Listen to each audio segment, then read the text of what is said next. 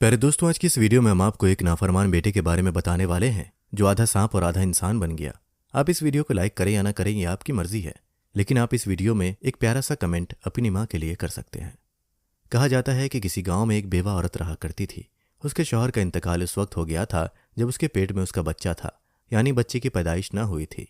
शौहर के मरने के बाद बच्चा इस दुनिया में आया। उसके शौहर ने विरसे में एक मकान छोड़ा हुआ था जिसमें वो औरत रहा करती थी, लेकिन कहते हैं कि रखे रखे तो कुआं भी खाली हो जाता है, और वही उस औरत के साथ हुआ। उसका शौहर जो थोड़े बहुत पैसे छोड़ गया था वो पैसे खत्म हो गए। अब उसे अपने बेटे को पालना था। माँ ने बेटे की खातिर मेहनत मजदूरी करना शुरू कर दी। वो अपनी पीठ पर भारी भरकम सामान उठाती और उसे एक जगह से दूसरी जगह लेकर जाती।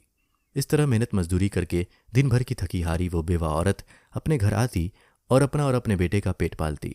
लोगों ने उसे कई बार कहा कि तुम्हारा एक ही बेटा है, तुम अभी जवान हो, शादी कर लो, लेकिन वो कहती कि मैं अपने बेटे के सर पर सौतेले बाप को नहीं लाना चाहती। बेहतर है कि मैं सब्र कर लूं। अगर सौतेले बाप ने उससे मोहब्बत ना की तो ये बात मैं बर्दाश्त नहीं कर सकती। बहरहाल जिंदगी गुजरती रही। बेटा माँ की मोहब्बत में पल रहा था, लेकिन वो दीनदार औरत जो रात के एक तवील हिस्से में इबादत करती और दिन भर मेहनत करती, उस माँ की मोहब्बत का सिला उस बेटे ने कभी अच्छे अंदाज में ना दिया। वो बेटा बचपन से ही गुस्ताख, बदतमीज और बदजुबान था। अपनी माँ से बदतमीजी करता, औरत जात की इज्जत नहीं करता था। उसकी माँ उसको समझाती कि बेटा अपनी जुबान को नरम रखो, अपने आप को काबू में रखो। अल्लाह बहुत बड़ा है, मेहरबान है। मैं तुम्हारी माँ हूँ, तुमसे मोहब्बत करती हूँ। तुम्हारा बाप एक शरीफुल नफ्स इंसान था, तुम्हारी माँ भी ऐसी नहीं है, इसलिए हमारे नेक रास्ते पर चलना। बेटा अपनी माँ की बात एक कान से सुनता और दूसरे कान से निकाल देता, बल्कि माँ जिस काम से उसे रोकती वो वही काम करता। इसी वजह से वो बचपन से ही नशे की लत में लग गया और नशा करने लगा। उसके बेकार दोस्तों ने उसे बिगाड़ दिया था। उन्हीं दोस्तों में से उसकी मुलाकात एक औरत से हुई। वो औरत बहुत तेज तर्रार थी।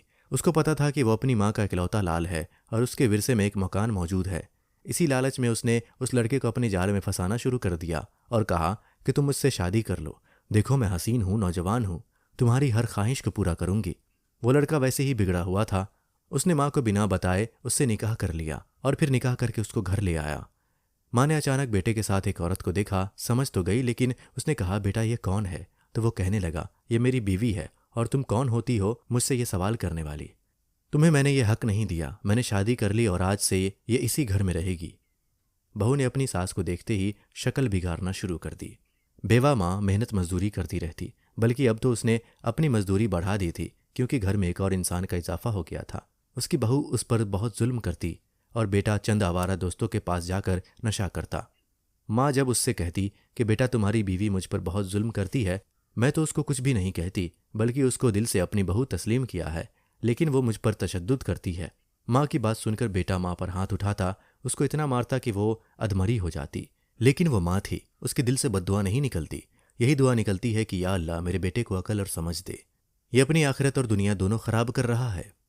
बीवी की बातों में आकर वो माँ को गंदी गंदी गालियां देता और कहता तू वो नागिन है जो जहर उगलती है। मुझे पता है तू मेरी बीवी को कोसती है, क्योंकि ये तेरी पसंद की बहू नहीं है, इसीलिए तू मेरी बीवी पर जुल्म करती है और झूठ कहती है। वो बेटा कभी भी माँ की बातों पर यकीन नहीं करता। बेटे के हाथों वो माँ पहले ही तंग थी। जिसकी खातिर इतनी बड़ी कुर्बानी दी, उसने उसकी जवानी, उसके बुढ़ापे का कोई ख्याल नहीं किया।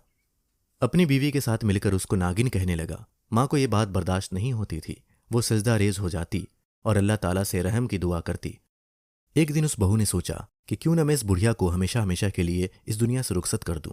वो दिन रात यही सोचती कि किस तरह इस बुढ़िया को मारा जाए। ये सोचते हुए एक रात उसको ये बात सूझी कि क्यों न मैं एक सांप को इस बुढ़िया पर छोड़ दूं। और फिर उसने ऐसा ही किया कि सांप की टोकरी जाकर अपनी सास के पास रख दी। जब सांप माँ को काटता तो किसी को शक भी नहीं होता कि इसको मारा गया है। अब उसने वो सांप रख दिया, लेकिन वो सांप बजाय माँ को डसने के सीधे उस कमरे में गया जहां पर वो बेटा था। न बीवी को कुछ किया न उसकी माँ को, बल्कि जाकर उस बेटे को डस लिया। वो बेटा पानी भी नहीं मांग सका और तड़प तड़प कर जान दे दी। बीवी को यह बात मालूम नहीं थी। जब सुबह उठकर देखा तो उसके शौहर के मुंह से झाग निकल रहे थे। वो समझ गई कि वही सांप जिसको उसने सास पर छोड़ा था, उसने उसके शौहर को डस लिया है। वो रोने लगी, चीखने लगी कि हाय मेरा शौहर मर गया। उसकी सास दौड़ती हुई कमरे में आई तो देखा कि जवान बेटा मर चुका है और पूरा नीला पड़ चुका है। ऐसी इबरतनाक हालत में दुनिया से गया कि उसके चेहरे को कोई भी नहीं देख पा रहा था। खैर किसी न किसी तरह उसको दफन किया गया। तदफीन तो हो गई, लेकिन माँ के दिल को करार नहीं आ रहा था। वो बीवी जिसने अपनी सास को मारना चाहा, उसका शौहर ही इस दुनिया से चला गया। वो तो सकते के आलम में आ चुकी थी। दुनिया में उसको अभी रहना था और उसे दुनियावी सजा भुगतनी थी। उसका जहनी तवाजुन बिगड़ चुका था, यानी पागल हो चुकी थी। लेकिन माँ जो अपने बेटे को हरदम याद करती थी, एक रात उसके ख्वाब में वो बेटा आया। उसने क्या देखा कि बेटा कमरे के वीराने में है और उस वीराने में हर जगह कांटे उगे हुए हैं और उन कांटों के दरमियान उसकी कब्र है। उसकी कब्र में आग लग रही है और वो आग आसमान तक जा रही है। वो आग ऐसी लग रही थी जो दुनियावी आग नहीं थी, बल्कि वो जहन्नम की आग थी। फिर दूसरा मंजर आया कि उसके बेटे की कब्र फटी और उस कब्र में से एक सांप नुमा इंसान निकला, यानी कि जिसका मुंह सांप जैसा था और उसका आधा जिस्म इंसान जैसा था। उसको आग की जंजीरों में लपेटा हुआ था और वो चीख चीख कर कह रहा था, माँ मुझे माफ कर दो, मैंने तुम्हें नागिन कहा। माँ मेरी बीवी ने तुम्हें इस सांप से डसवाना चाहा, उसी सांप ने मुझे डस लिया और आज मैं खुद सांप बन गया हूँ। मुझे अजाब कब्र मिल रहा है। हर रात मेरी ये हालत हो जाती है। हर रात मेरा मुंह सांप जैसा हो जाता है और मैं सांप की तरह फुंकारता हूँ और फिर यही सांप मुझे मेरे पूरे जिस्म पर डसता है, मेरे पूरे जिस्म को लपेट लेता है और इतनी जोर से मुझे जकड़ता है कि मेरी पसलियां एक दूसरे के अंदर घुस जाती हैं। माँ मुझे माफ़ कर दो, मैं तुम्हारी नाफरमानी में इस दुनिया से गया, मेरे लिए दुआए मगफिरत करो। माँ ने जब वो ख्वाब देखा तो घबराकर उठ गई, वजू किया और अल्लाह ताला के हुजूर सजदे में गिर गई कि या अल्लाह, बेशक मेरे बेटे ने मेरे साथ गुस्ताखी की, बेशक वो मुझे सांप से मिलाता था, लेकिन मैंने उसे बद्दुआ ना दी। मैं माँ हूँ, आज अपने बेटे को इबरतनाक हालत में देख रही हूँ। मेरे बेटे पर रहम फरमा, मेरे बेटे के हाल पर रहम फरमा।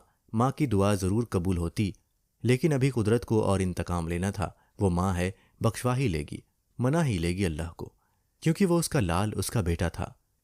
लेकिन दोस्तों, ये वाक़या सुनकर हर एक को इबरत हासिल करना चाहिए। वालिदैन की दुआ में बहुत ताकत होती है।